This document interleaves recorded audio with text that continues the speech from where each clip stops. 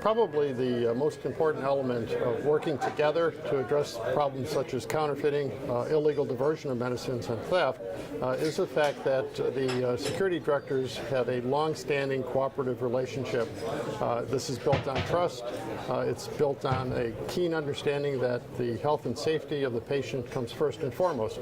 So whether we're dealing with a problem of counterfeit medicines in a developed nation or a developing nation, the basic focus has been and continues to be on the safety and welfare of the individual patients.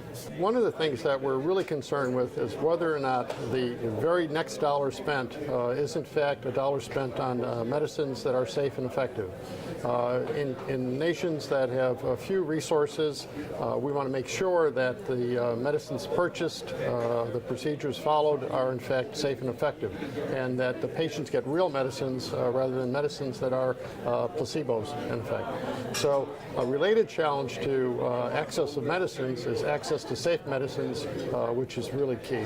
There's probably 4 or 5 different things that need to be done, but one of the first things that we try to do is ensure that there's a good understanding of the nature and the extent of the problem.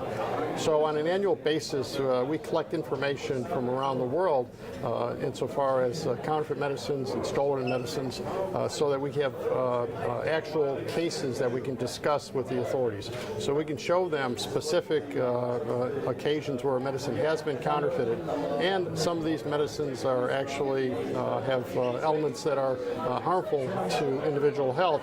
Not only do they not cure the patient, so we spend an awful lot of time with the training of law enforcement officers as well as the customs services. We also work very closely with the Partnership for Safe Medicines. There is a Partnership for Safe Medicines in India, for example, that has been in existence for about 4 years. So we provide information to the partnerships so that individual patients have access to quality information that helps them understand. So it's not only the public sector, but it's also individual patients who have access to this type of information.